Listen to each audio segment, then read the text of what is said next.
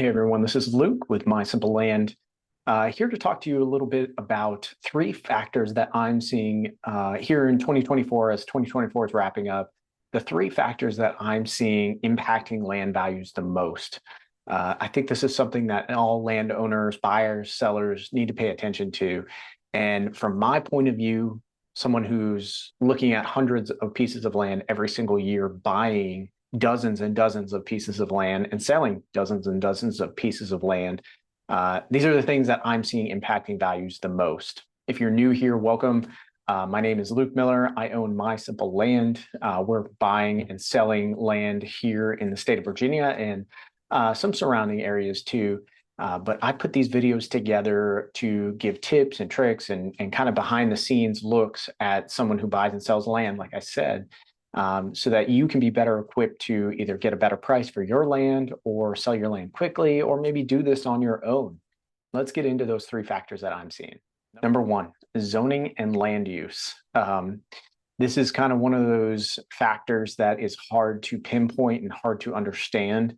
But basically, as the government grows, so does their influence, so does their power. Land grows in value. And so local governments are starting to understand that, and zoning and regulations are changing constantly. Some places less frequent than others, but this is something where you really need to understand what you're buying or the potential value that you have if your land is in a path of progress. Now, what is the path of progress? Path of progress is basically a zone or an area that the government has designed or has in their future plans for future growth. They say, okay, we understand that this is where the growth is currently happening. There's growth currently happening over here. Where is that path of progress that will naturally develop? And how can we get in front of this and potentially make more revenue or make zoning changes so that they want to develop the land in a way that they saw fit? For example, if you're along a major corridor, like a state highway, and you're not near a residential area, the likelihood that that zoning will be maybe light industrial or commercial or maybe even heavy industrial is high. And so every government that I know of, at least every county, typically has a long-term planning guide or a growth chart or where they see the town or the county going over the next decade.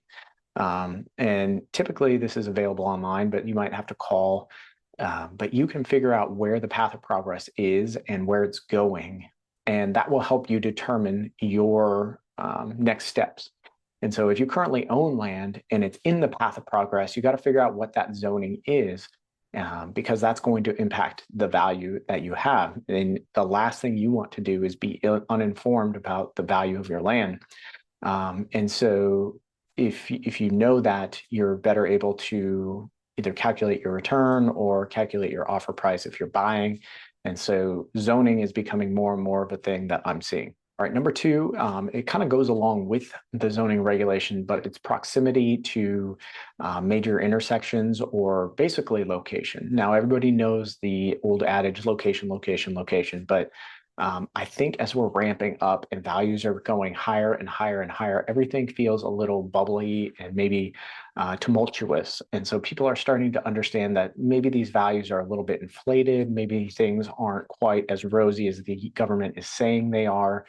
And so land value right now is probably at its all-time high over the last decade for sure. So you really need to understand the location, and the value is in the location.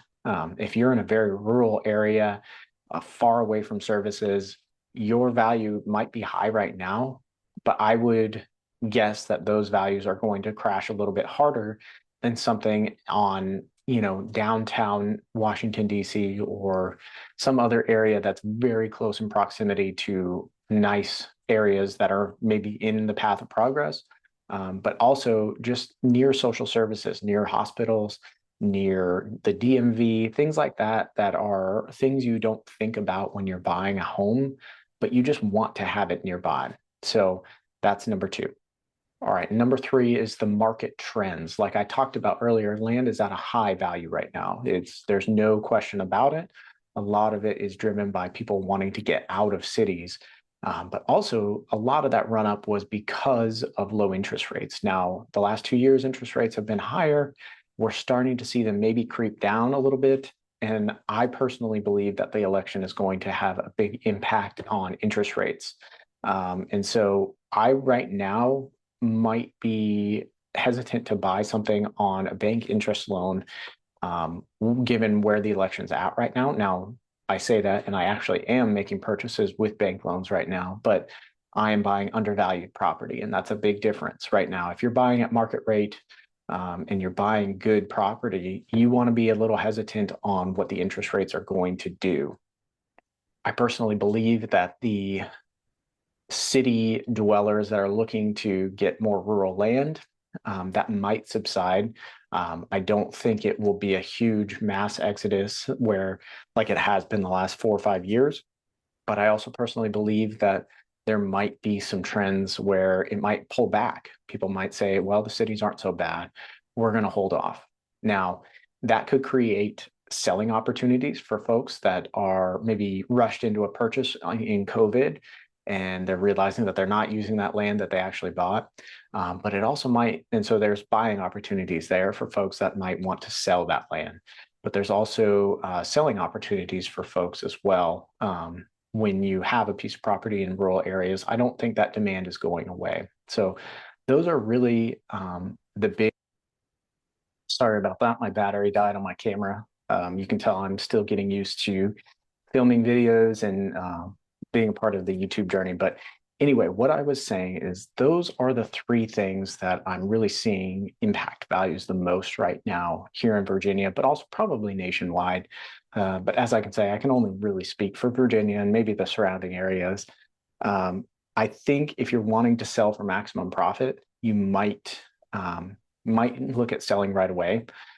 If you're looking at buying property right now, it's not a bad time to buy, but I would say, given what we know about the zoning, the location, and the market trends, you might want to be a little bit smarter about your purchases and potentially buying something under market value right now. And if you want tips and tricks on that, I'm going to put a video together about that. So stay tuned for that. But I would say right now, it's not a bad time to buy land, but it's also not a bad time to sell land. As always, if there's anything I can do to provide some value to you, let me know, leave a comment down below and I'll be happy to answer it. But also, if you found some value from this video, make sure to subscribe and like it. I would really appreciate it. It would help keep me motivated to continue putting out tips like this. Thank you, everyone. I'll see you on the next one.